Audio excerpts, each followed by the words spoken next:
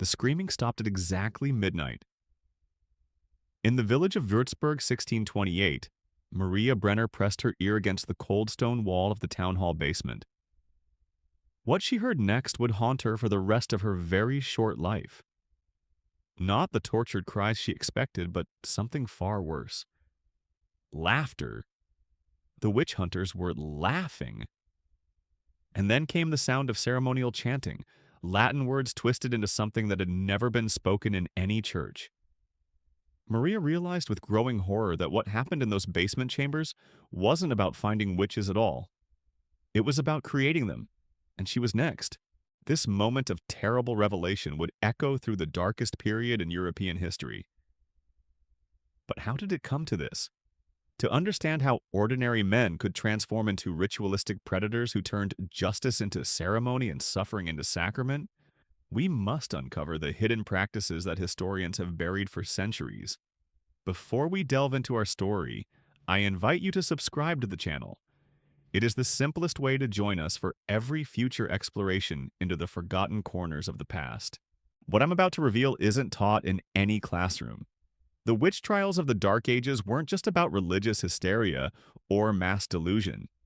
They were about something far more calculated, far more systematic. Hidden within the official records of the Inquisition, buried in monastery archives, scattered across legal documents that most historians refuse to examine, lies evidence of ritualistic practices so disturbing they challenge everything we think we know about medieval justice. The witch hunters didn't just find witches, they manufactured them through secret ceremonies that transformed ordinary accusations into elaborate productions of human suffering.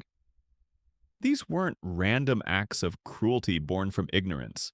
They were methodical rituals passed down through generations of inquisitors, each more refined in their techniques than the last, each more precise in their ability to break the human spirit in very specific ways. We're about to journey through 3 levels of ritualistic horror that escalated throughout the witch hunting period.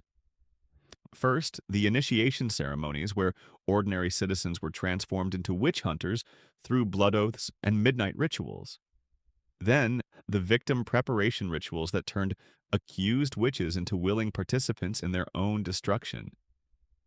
Finally, the confession ceremonies where torture became sacrament and human screams became prayer. Each revelation will make you question everything you thought you knew about medieval justice and human nature itself. Let's start with how they made monsters. Because before you can hunt witches, you must first create witch hunters. And that process began with rituals that would make modern cult initiations look like children's games. Picture this scene from Bamberg, 1626. Heinrich Schultheiss stands in a candlelit chamber beneath the bishop's palace, surrounded by 12 hooded figures. He's about to become a witch hunter, but first he must prove his dedication through what they call the ritual of sacred purpose. The ceremony begins at the stroke of midnight because darkness, they believed, was when God's justice burned brightest against the forces of evil. The initiation started with the oath of blood. Heinrich places his right hand on a Bible while his left hand rests on a human skull, supposedly from a confirmed witch executed the previous year. The lead inquisitor draws a silver blade across Heinrich's palm, letting his blood drip onto the skull's forehead. As the blood flows, Heinrich recites words that bind him not just to the church, but to something darker. I swear by the blood of martyrs and the bones of the damned that I shall show no mercy to the enemies of God. I shall extract truth through pain, confession through suffering, and salvation through destruction.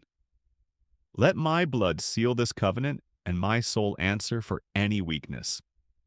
But the blood oath was just the beginning. The real transformation happened during what they called the viewing of necessity. Heinrich is led to a hidden chamber where the bodies of recently executed witches are displayed on stone tables.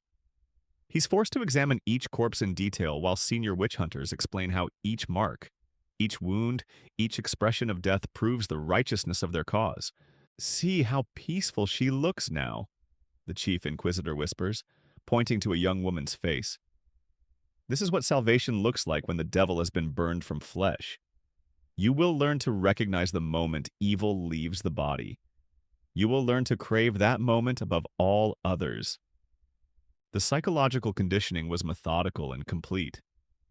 Heinrich must touch each corpse, must look into their dead eyes, must trace the burn marks and torture wounds with his own fingers. The senior hunters watch his reactions carefully. Any sign of revulsion, any hint of compassion, and he fails the initiation. The successful candidates are those who show curiosity about the methods, who ask technical questions about the procedures, who demonstrate what they called holy detachment from earthly suffering. The final stage was the most disturbing. Heinrich is given a live rat and a set of small instruments.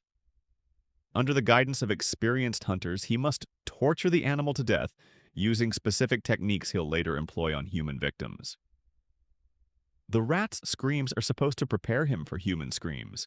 Its struggles teach him how to recognize genuine versus feigned resistance. Its eventual submission shows him the moment when a soul accepts God's judgment. Remember this feeling, his mentor instructs, as Heinrich applies heated metal to the dying rat. This power over life and death, this ability to bring truth through suffering, this is what God feels when he judges the wicked. You are his instrument now. The transformation was complete. Heinrich Schultheis had entered that chamber as a baker's son, seeking advancement in the church hierarchy.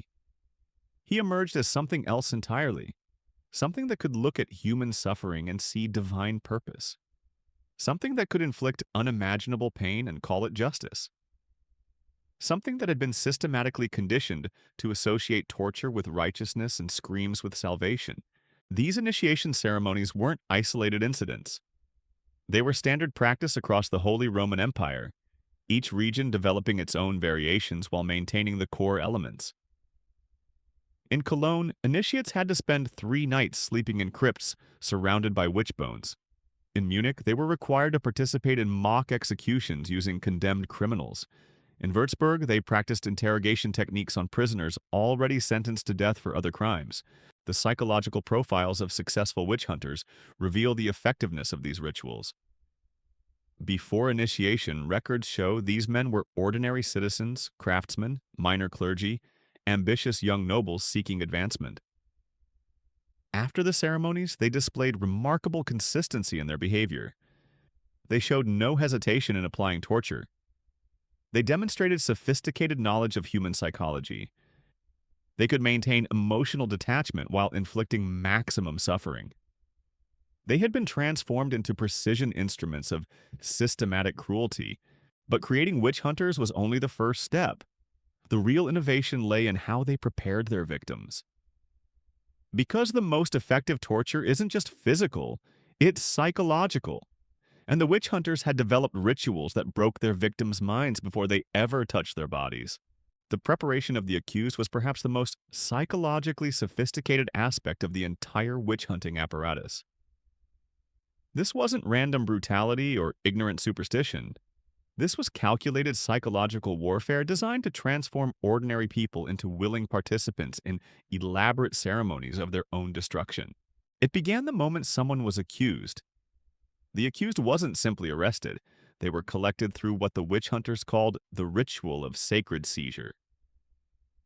Teams of hunters would arrive at the victim's home at precisely dawn because they believed that was when the soul was most vulnerable to divine intervention.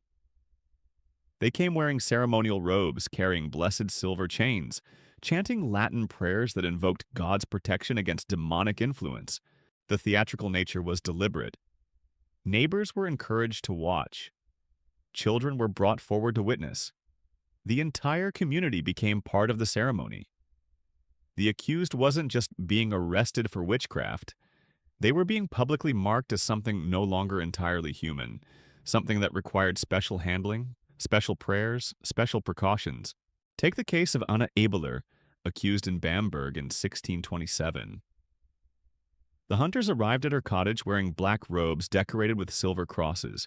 They carried holy water, blessed salt, and iron implements designed to prevent demonic escape. Before touching Anna, they sprinkled salt in a circle around her, supposedly to contain any evil spirits. They forced her to her knees while they prayed over her in Latin, asking God to bind any demons that might be inhabiting her body. The psychological impact was immediate and devastating. Anna had gone to sleep as a respected midwife, a valued member of her community. She woke to find herself surrounded by men in ceremonial dress, treating her as if she were literally possessed by devils. Her neighbors watched from their doorways, crossing themselves, backing away as if her very presence could contaminate them. The transformation from human being to monster had begun before she ever reached the interrogation chamber. The journey to the prison was itself a ritual. The accused was forced to walk through the town center during peak hours when the maximum number of people could witness the procession. They were made to wear special clothing, usually a rough brown robe that marked them as different from ordinary prisoners. Iron bells were attached to their wrists and ankles, supposedly to prevent demonic flight, but actually to ensure everyone heard them coming. Most psychologically devastating of all, the accused was required to recite their own crimes aloud as they walked, not confessing to specific acts, but acknowledging their general sinfulness, their unworthiness, their potential for evil. "I am a sinner in the eyes of God," they had to repeat. "I have opened my heart to darkness. I submit to his holy judgment." By the time they reached the prison, they had publicly declared themselves guilty of something, even if they didn't yet know what. The prison itself was designed as a ritual space, not just a holding facility. Cells were arranged in specific patterns based on sacred geometry.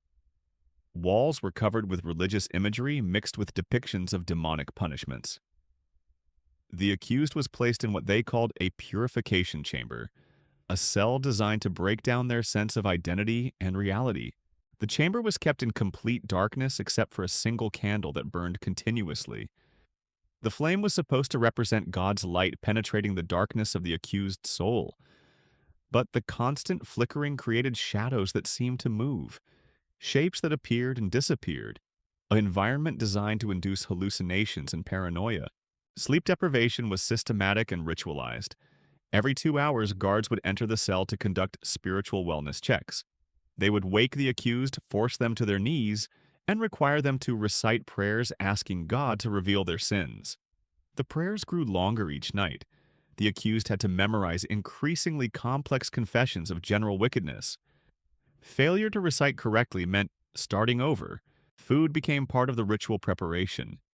The accused received only bread and water, but even this was ceremonial.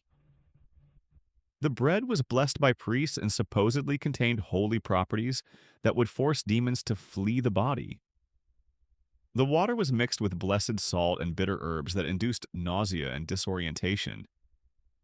Every meal became a religious ceremony where the accused had to thank God for purifying their corrupted flesh. The most insidious aspect was the ritual of graduated revelation. Over days or weeks, the accused was gradually told about the evidence against them, but in a specific sequence designed to maximize psychological impact. They weren't simply informed of accusations. They were led through an elaborate process of discovery that made them complicit in building the case against themselves. First came the revelation of general suspicion. Guards would mention that multiple people had expressed concerns about the accused's behavior. No specific accusations, just the growing awareness that their community had been watching them, judging them, finding them wanting. The accused would lie in their dark cell wondering what they had done, what innocent actions had been misinterpreted, what neighbors had turned against them. Then came the revelation of specific witnesses. Names of accusers were revealed one by one, always people the accused trusted. Their best friend had reported strange dreams after visiting their home. Their priest had noticed their prayers seemed hollow. Their own family members had expressed concerns about their behavior. Each revelation was designed to isolate the accused further, to convince them that everyone they had ever trusted had been secretly judging them.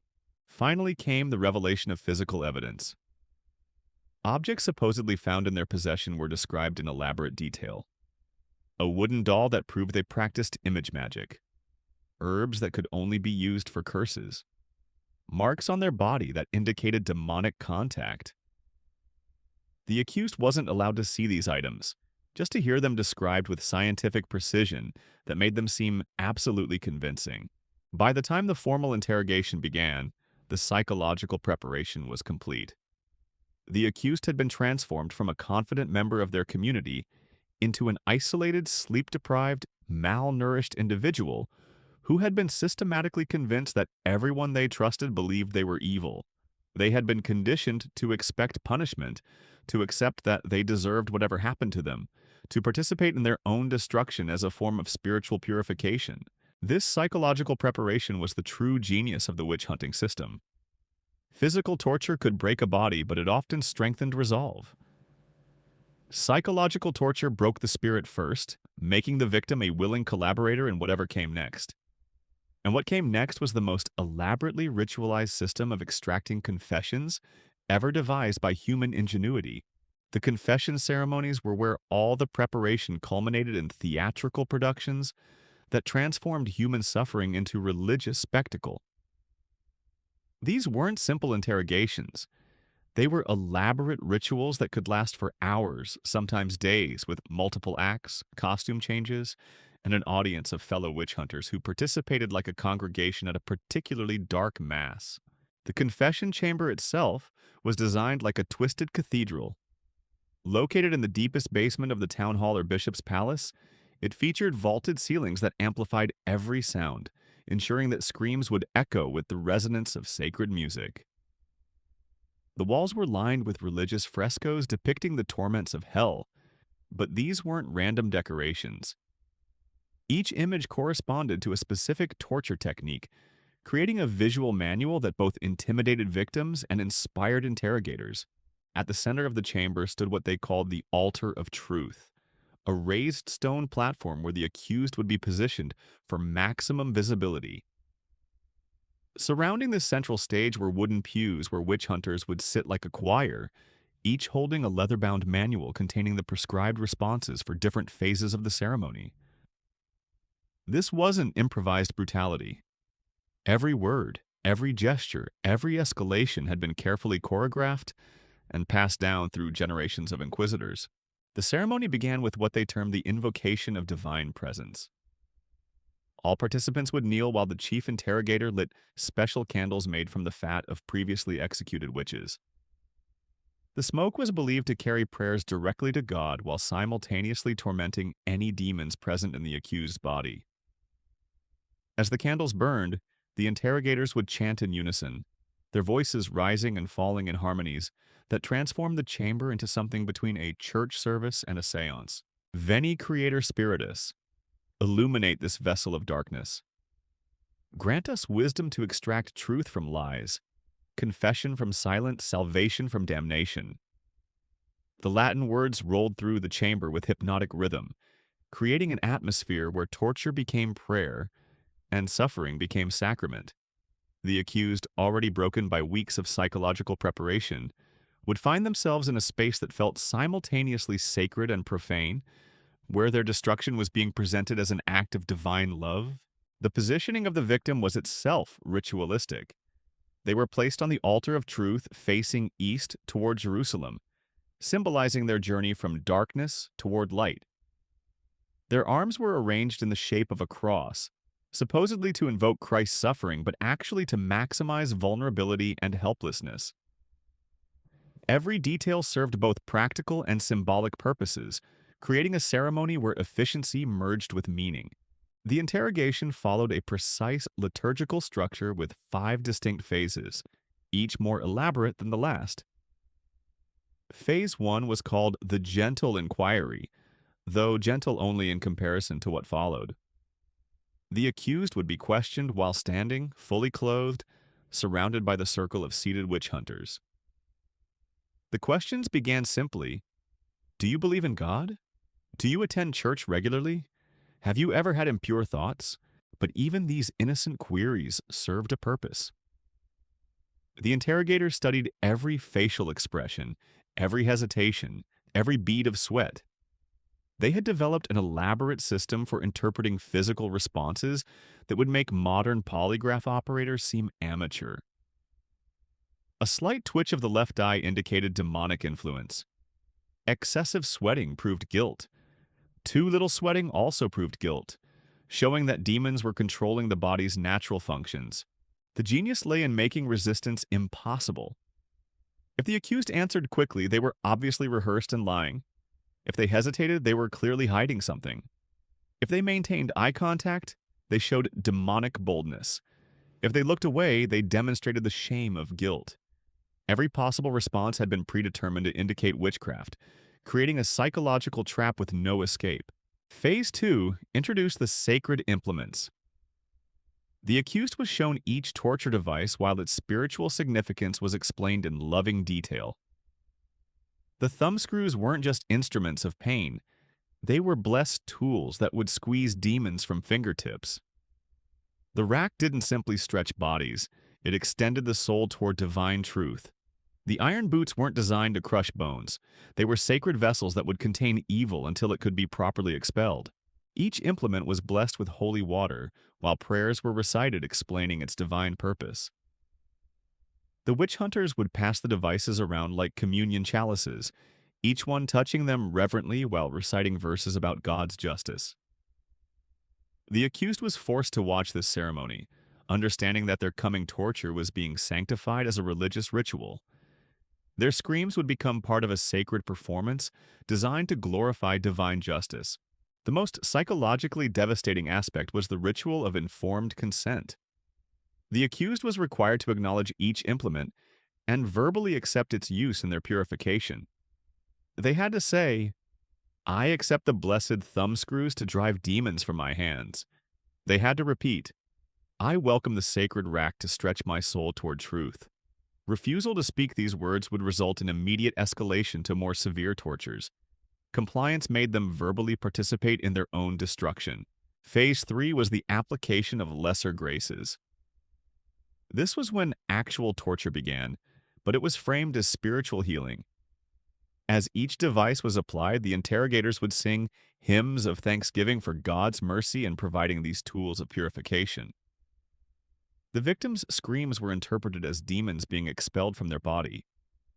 Their pleas for mercy were seen as proof that Satan was fighting to maintain control. The interrogators had developed an elaborate theology around torture that made cruelty feel like compassion. They weren't hurting the accused, they were saving their soul. Every scream brought the victim closer to paradise. Every broken bone was a step toward divine grace. The more severe the torture, the greater God's love was being demonstrated. This wasn't sadism disguised as religion. It was religion that had transformed sadism into salvation. The timing of torture was precisely calibrated to maximize both physical and psychological impact. Pain was applied in waves with carefully measured intervals for recovery. During these breaks, priests would kneel beside the victim, wiping their wounds with cloths soaked in holy water while whispering prayers of encouragement. "God is pleased with your suffering," they would murmur. "Each cry brings you closer to redemption. Submit to His will and find peace." Phase 4 escalated to the greater graces, where torture became theatrical art. Multiple implements would be used simultaneously while a choir of witch hunters provided musical accompaniment. They had composed specific hymns for different torture techniques, turning human agony into religious opera. The accused screams would blend with Latin chanting, creating a soundscape that transformed suffering into worship. The most elaborate ceremony was reserved for the extraction of names. When the victim finally broke and began confessing to witchcraft, they were required to name accomplices through what was called the ritual of sacred revelation. Each name had to be spoken according to a specific formula. "By the power of Christ's blood and the mercy of His wounds, I confess that name has joined me in congress with Satan." The confession wasn't just information gathering. It was a religious ceremony that transformed accusation into prayer. The final phase was the sacrament of absolution, where the accused's confession was transformed into a holy document. The victim had to sign their confession with their own blood while surrounded by singing witch hunters holding blessed candles. The document wasn't just a legal record, it was treated as a sacred relic, blessed by priests and preserved in special reliquaries alongside the bones of martyred saints. But here's where the true horror reveals itself. These confession ceremonies weren't designed just to extract information or even to execute witches. They were designed to create a perpetual cycle of accusation and terror that would sustain the witch-hunting apparatus indefinitely. Each confession contained multiple names. Each named individual would be subjected to the same elaborate rituals. Each new ceremony would generate more names, more victims, more opportunities for the witch hunters to practice their sacred craft. The system was mathematically perfect in its cruelty. Starting with a single accusation, the ritual machinery could generate dozens of new cases within weeks. The witch hunters had created a self-perpetuating engine of suffering that required no external fuel beyond human fear and the willingness to transform torture into worship. And the most disturbing part? The people conducting these ceremonies genuinely believed they were doing God's work. They weren't monsters who had abandoned their faith. They were believers who had found a way to make their faith monstrous. They had created a religion where love expressed itself through torture, where salvation required destruction, where the screams of the innocent became the music of paradise. The records show that many witch hunters died peacefully in their beds, confident they would be welcomed into heaven for their service to divine justice. They had transformed systematic cruelty into systematic holiness, creating a theological framework that made torture feel like love and murder feel like mercy. But the witch hunters' rituals were about to evolve into something even more horrifying. Because once they had perfected the art of creating confessions, they began experimenting with something far more ambitious. They started trying to create actual witches. The transformation of Anna Brenner from accused witch to something far more sinister began on her 40th day of captivity. By then, the psychological preparation had done its work. She no longer remembered her life before the stone walls, before the endless prayers, before the constant reminders that she was a vessel of evil, requiring purification. What happened next would demonstrate the witch hunters' most disturbing innovation. They had learned not just to break their victims, but to rebuild them into exactly what they claimed to be hunting. The process they called sacred reconstruction was the ultimate expression of their ritualistic genius. Why simply execute witches when you could create them? Why destroy evil when you could control it? The witch hunters had discovered that a properly conditioned victim could be transformed into a living confirmation of everything they preached about the reality of demonic influence. Anna Brenner was about to become their masterpiece. The ceremony began with what they termed the rite of spiritual emptying. Anna was brought to a special chamber they called the Void, a perfectly circular room painted entirely black with no windows, no decorations, nothing but darkness.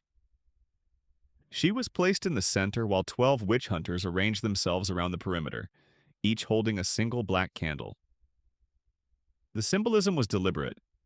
Anna sat in emptiness while they controlled the only sources of light, the only connections to the divine.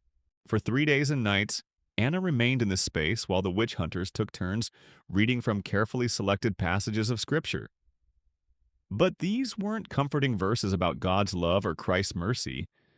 They were the darkest passages from Revelation, from Job, from the most terrifying prophecies in the Old Testament. Hour after hour, Anna heard about God's wrath, about divine punishment, about the terrible fate awaiting those who had been marked for destruction. The psychological impact was calculated and profound. Anna had already been broken by weeks of preparation. Now she was being systematically convinced that God himself had abandoned her, that she existed in a space beyond divine protection, that she was truly alone with forces of darkness. The witch hunters weren't just telling her she was evil. They were creating conditions where evil seemed like her only option for survival. But the real genius lay in what came next. On the 4th day, just as Anna's sanity was reaching its breaking point, the witch hunters introduced her to what they called her spiritual guide. This was another prisoner, someone who had been through the same process months or years earlier. Someone who had been successfully transformed into exactly what the witch hunters needed her to become. The guide's name had been Elizabeth Kerner, a farmer's wife from a village outside Bamberg. But the woman who entered Anna's cell was no longer Elizabeth in any meaningful sense. She had been so thoroughly reconstructed that she genuinely believed herself to be in communication with demonic forces. She spoke with authority about spells and curses she had never actually cast. She demonstrated knowledge of witchcraft practices she had learned not from devils, but from her captors. She had become a living, breathing confirmation of everything the witch hunters claimed about the reality of supernatural evil. I can see the darkness growing in you, Elizabeth whispered to Anna in their first meeting. I can feel the spirits stirring. Don't fight them. Fighting only makes the pain worse. Accept what you are, and they'll teach you things that will amaze you. Elizabeth's conviction was absolute because she had been systematically programmed to believe every word she spoke. She wasn't acting or pretending. She had been transformed into something that genuinely experienced reality according to the witch hunter's design. The conditioning process Elizabeth had undergone was a masterpiece of psychological manipulation that took months to complete. First came the implantation of memory, where skilled interrogators used a combination of sleep deprivation, hallucinogenic herbs, and repetitive suggestion to create false memories of demonic encounters. Elizabeth genuinely remembered flying through the night sky to attend witches' sabbaths. She could describe in vivid detail meetings with Satan himself, conversations with demons, rituals she had never actually performed. These false memories weren't random fantasy. They were carefully constructed narratives based on theological texts and demonological manuals. The witch hunters had spent decades developing a standardized mythology of witchcraft that their transformed victims would internalize and repeat. Every detail served their purposes. Every false memory confirmed their theories. Every reconstructed witch became a living testimony to the accuracy of their beliefs. The physical conditioning was equally systematic. Elizabeth had been taught to respond to specific triggers with behaviors that appeared supernatural. When interrogators spoke certain Latin phrases, she would convulse and speak in voices they claimed belonged to demons. When shown holy symbols, she would recoil with apparent terror. When asked about her powers, she would demonstrate knowledge of herbs and potions that had been secretly taught to her by her captors. Most disturbing of all, Elizabeth had been conditioned to recruit others. She genuinely believed that drawing more people into witchcraft was her sacred duty to her demonic masters. She would identify vulnerable prisoners and begin the process of conversion, using techniques that had been used on her. She had become a self-replicating component in the witch hunter's machinery of deception. Anna's own transformation followed the same carefully orchestrated pattern. Elizabeth began by sharing her memories of the spirit world, describing the sense of power and purpose that came from embracing darkness. She taught Anna meditation techniques that were actually forms of hypnotic induction. She showed her how to interpret dreams as demonic communications and how to find supernatural significance in random events. The breakthrough came when Anna began experiencing what she believed were genuine supernatural encounters. These weren't random hallucinations. They were the result of carefully administered drugs mixed into her food, combined with elaborate theatrical productions performed by witch hunters in hidden chambers connected to her cell. Anna would hear voices speaking to her through the walls, promising power if she would only submit to their will. She would see lights and shadows moving in impossible ways. She would find objects in her cell that hadn't been there before, items that seemed to appear through supernatural means. The witch hunters had created a completely controlled environment where everything Anna experienced seemed to confirm the reality of the supernatural world Elizabeth described. Every strange sound, every unusual sight, every unexplained event was actually the result of human manipulation. But Anna had no way to know this. From her perspective, she was genuinely experiencing contact with forces beyond the natural world. The final stage was the ceremony of willing transformation. Anna was brought before a gathering of witch hunters and other reconstructed witches for what appeared to be a formal initiation into genuine witchcraft. She was required to renounce her Christian faith and pledge allegiance to Satan in an elaborate ritual that lasted through the night. She had to drink potions that would supposedly complete her transformation and participate in mock magical ceremonies that she believed were real. By dawn, Anna Brenner no longer existed in any meaningful sense. What remained was a carefully constructed personality that genuinely believed itself to be a witch in active communication with demonic forces. She could describe her supernatural experiences with complete conviction because, from her perspective, they were absolutely real. She could demonstrate knowledge of magical practices because she had been systematically taught these skills by her captors. She could recruit other prisoners because she genuinely believed she was offering them access to supernatural power. The witch hunters had achieved something unprecedented in the history of human manipulation. They hadn't just extracted false confessions, they had created false people. They had taken ordinary citizens and transformed them into living proof that their worst fears about supernatural evil were absolutely justified. Every reconstructed witch became a walking advertisement for the necessity of their work. The practical applications were staggering. When Anna appeared before church authorities to confess her crimes, she spoke with the authority of someone who had genuinely experienced everything she described. When she named accomplices, she did so with the conviction of someone reporting actual events. When she demonstrated her knowledge of witchcraft, she performed with the skill of someone who truly believed in her abilities. Most importantly, when new prisoners were brought to the facility, Anna and Elizabeth and dozens of other reconstructed witches could serve as living proof that the accusations were real. Skeptical prisoners would find themselves confronted with multiple women who spoke with absolute conviction about their supernatural experiences. The weight of collective testimony from people who genuinely believed their own stories was almost impossible to resist. The witch hunters had solved the fundamental problem that had always plagued their work. How do you prove that something exists when it doesn't actually exist? Their answer was elegant and horrifying. You create it. You take ordinary people and transform them into the very thing you claim to be fighting. You turn your victims into your evidence. The system was so effective that it became self-sustaining. Reconstructed witches would work with witch hunters to identify and convert new victims.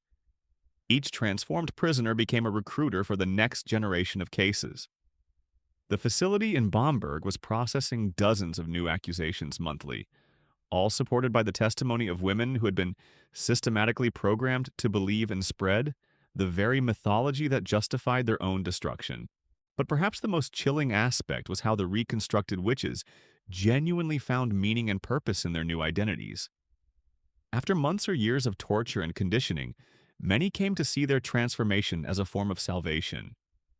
They believed they had been chosen for special knowledge, granted access to hidden truths about the nature of reality. Their suffering had been reframed as a mystical journey that had led them to a higher understanding of the spiritual world. Anna would spend her remaining months actively participating in the identification and conversion of new prisoners. She would sit in judgment during confession ceremonies, nodding with recognition as new victims described experiences that matched her own false memories.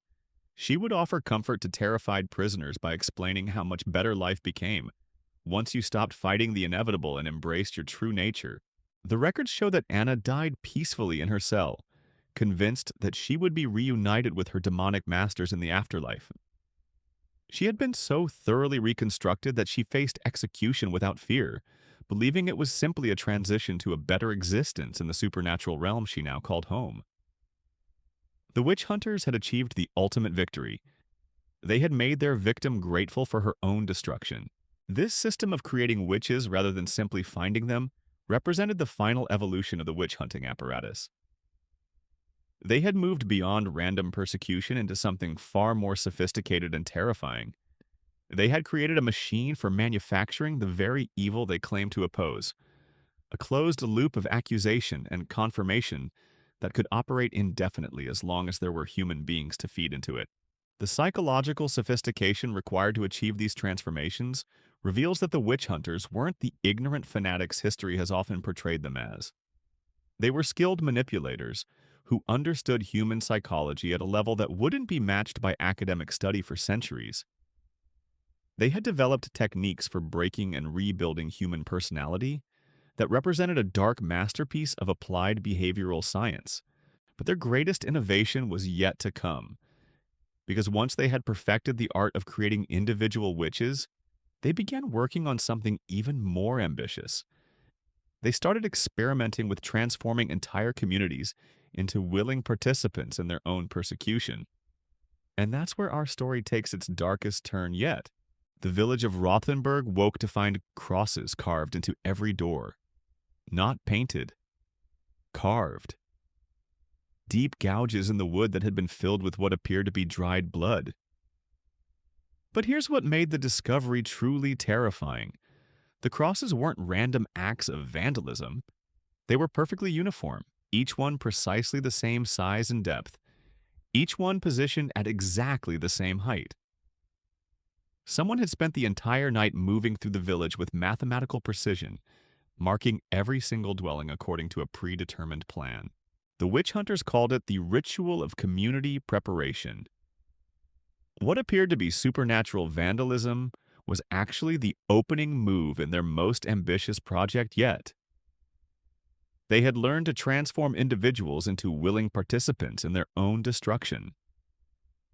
Now they were ready to scale up. They were going to transform an entire community into a self-policing network of accusation and betrayal that would make their work effortless and virtually invisible. The crosses weren't threats. They were invitations.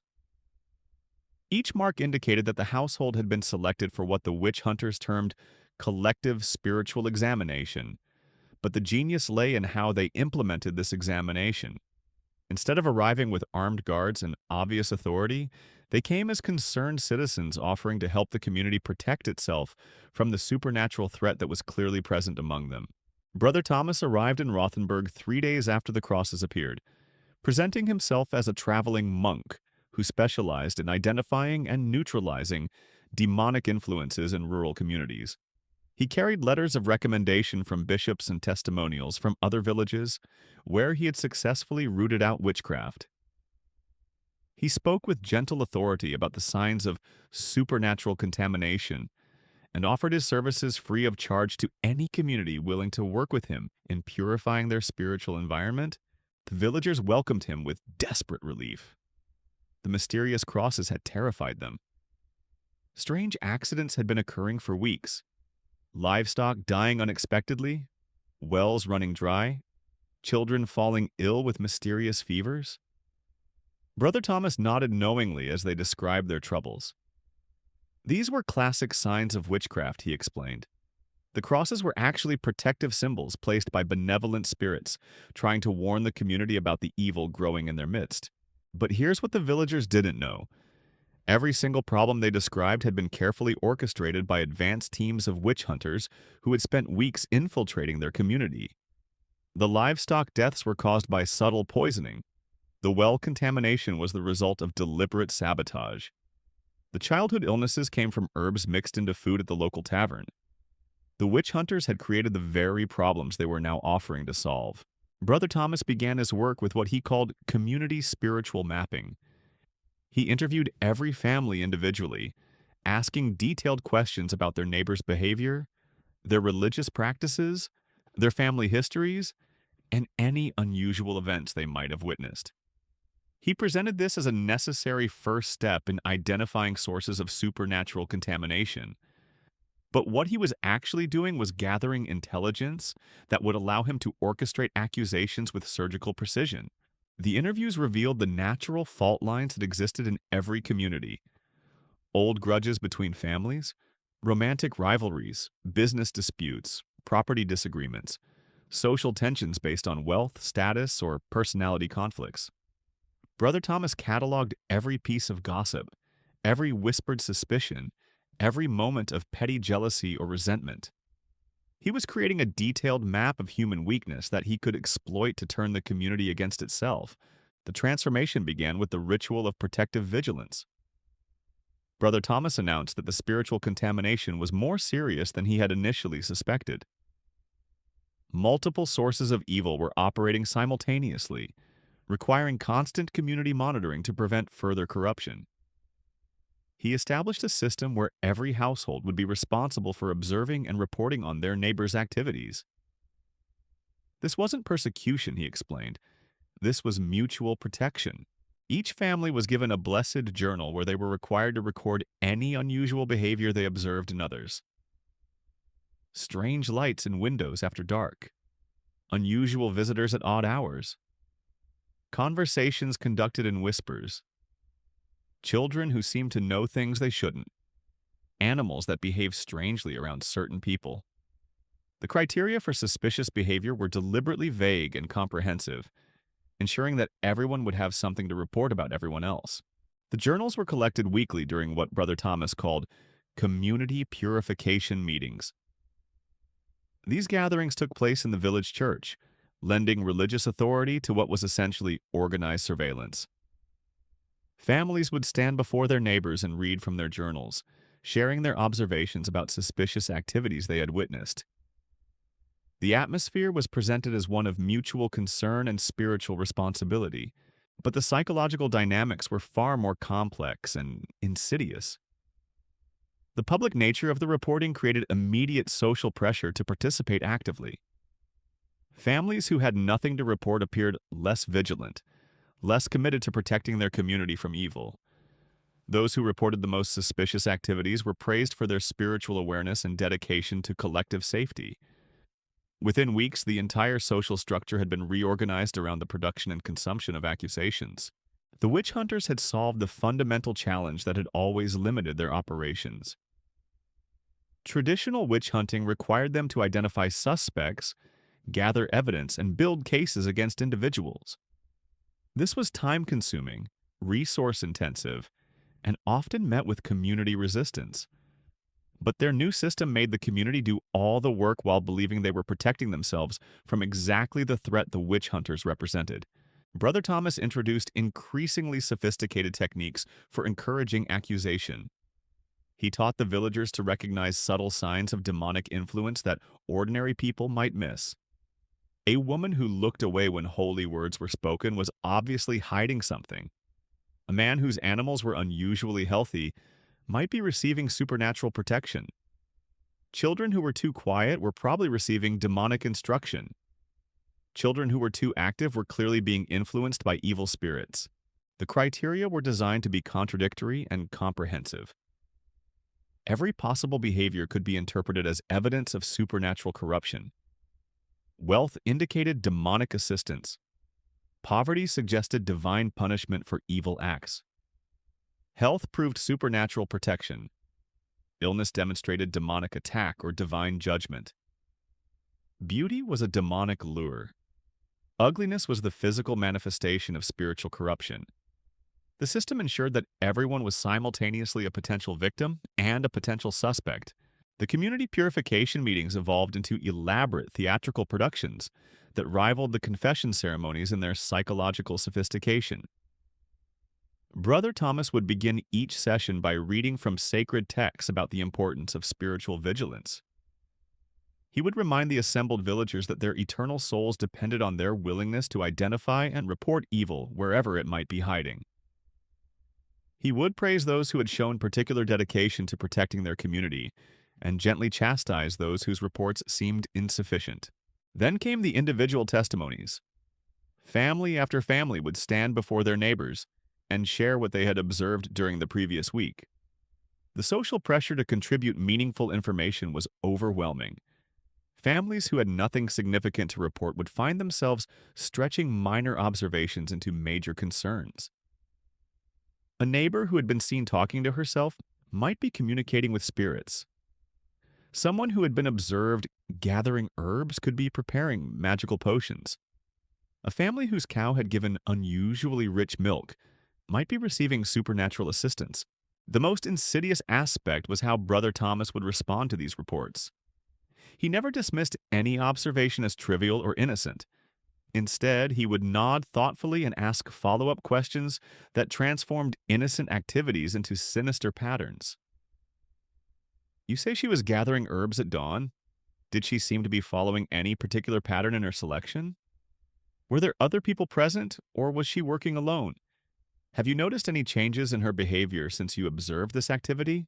His questions taught the villagers how to interpret ordinary activities as evidence of supernatural involvement. They learned to see meaningful patterns in random events, to find sinister purposes in innocent actions, to transform their neighbors from familiar community members into potential sources of evil, requiring constant surveillance. The witch hunters had weaponized the natural human tendency to find patterns and meaning in ambiguous situations. The breakthrough came when Brother Thomas introduced the ritual of collective revelation. After weeks of individual reporting and community meetings, he announced that the accumulated evidence had revealed a shocking truth. The supernatural contamination wasn't random or isolated. It was the result of an organized conspiracy of witches who had been operating in their community for years, possibly decades. Multiple families were involved in a coordinated effort to corrupt the spiritual environment and deliver the entire village to demonic control. The impact was immediate and devastating. Everything the villagers had been reporting suddenly took on new significance. Those seemingly innocent activities weren't random behaviors. They were coordinated elements in a massive supernatural conspiracy. The herbs being gathered weren't for cooking or medicine. They were components in communal magical rituals. The private conversations weren't personal discussions. They were planning sessions for demonic activities. The unusual animal behavior wasn't natural variation. It was the result of magical manipulation by an organized network of witches. Brother Thomas had transformed weeks of petty gossip and minor observations into what appeared to be overwhelming evidence of a supernatural conspiracy that threatened the very existence of their community. The villagers found themselves surrounded by enemies they had never suspected, living among people who had been secretly working to destroy them for years. The fear was palpable and absolute, but here's where the system revealed its true genius. Brother Thomas didn't immediately start arresting people or demanding confessions. Instead, he announced that the situation was too complex and dangerous for hasty action. The witch conspiracy was so well organized and deeply embedded that premature moves might allow key members to escape or might trigger supernatural retaliation against innocent community members. What was needed was careful, methodical investigation that would allow them to identify and neutralize the entire network simultaneously. This created a state of suspended terror that was psychologically more effective than the immediate persecution. The villagers knew that multiple witches were living among them, but they didn't know who they were. Everyone was simultaneously a potential victim and a potential suspect. Trust between neighbors evaporated. Families became suspicious of their own members. The normal social bonds that held the community together dissolved into mutual surveillance and barely contained paranoia. The psychological pressure was unbearable, and deliberately so.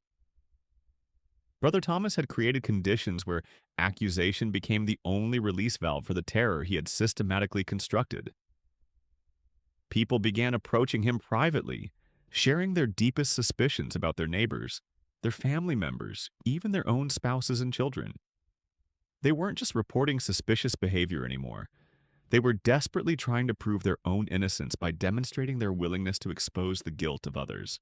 The private accusations were far more detailed and damaging than anything shared in the public meetings. Freed from the social constraints of community gatherings, people revealed years of accumulated resentments, jealousies, and fears. They shared intimate knowledge about their neighbors' personal lives, their family secrets, their private struggles and weaknesses. Brother Thomas collected all of this information with the patience of a master craftsman, gradually building detailed psychological profiles of every person in the village. The selection of initial targets was based not on evidence of actual witchcraft, which didn't exist, but on careful analysis of community dynamics and personal vulnerability. Brother Thomas chose people who were already somewhat isolated or resented, individuals whose persecution would be welcomed by their neighbors rather than resisted. He selected victims who had few allies and many enemies, people whose destruction would actually relieve social tensions rather than create them. But even more importantly, he chose people whose guilt would implicate others in ways that would justify expanding the investigation. The first accusations were carefully crafted to create a web of suspicion that would naturally draw in additional victims. Each confession would reveal new conspirators. Each new arrest would justify previous suspicions. The system was designed to be self-expanding, creating its own momentum and justification for continued operation. The first arrest was scheduled for maximum psychological impact. It happened during Sunday morning church services, when the entire community was gathered in one place. Brother Thomas interrupted the service to announce that divine revelation had finally provided the clarity needed to begin purifying their community. The supernatural forces that had been operating among them would be exposed and eliminated, starting immediately with the most dangerous member of the witch conspiracy. The accused was dragged from her pew while her neighbors watched in stunned silence. This was someone they had known for decades, someone who had attended church faithfully, someone who had seemed like an ordinary member of their community. But Brother Thomas explained that this was exactly what made her so dangerous. The most effective servants of evil were those who could hide their true nature behind masks of respectability and false piety. As she was led away, Brother Thomas reminded the congregation that this was just the beginning. The investigation would continue until every member of the supernatural conspiracy had been identified and eliminated. He urged them to continue their vigilant observation and reporting, emphasizing that the safety of their entire community depended on their willingness to expose evil wherever it might be hiding, no matter how painful or surprising the revelations might be. The transformation was complete. Brother Thomas had taken a normal rural community and turned it into a perfectly functioning witch-hunting apparatus that operated without his direct involvement. The villagers were now actively participating in their own persecution, competing with each other to demonstrate their spiritual purity by exposing the corruption of their neighbors. They had become willing collaborators in a system designed to consume them one by one until nothing remained but fear, suspicion, and the ever-present threat of accusation. The witch hunters had achieved their ultimate goal. They had created a self-sustaining engine of persecution that required minimal external resources while generating maximum psychological terror and social destruction. They had transformed the fundamental bonds of human community into weapons against itself, turning love into suspicion, trust into surveillance, and mutual protection into mutual destruction. And the most terrifying part was how grateful the villagers were for the opportunity to participate in their own annihilation. They genuinely believed they were protecting themselves and their families from supernatural evil. They saw their accusations and betrayals as acts of spiritual courage and community service. They had been so thoroughly manipulated that they experienced their own persecution as salvation, their own destruction as purification, their own terror as divine protection. The system had become perfect in its efficiency and invisible in its operation. The witch hunters no longer needed to hunt witches. They had taught entire communities to hunt themselves.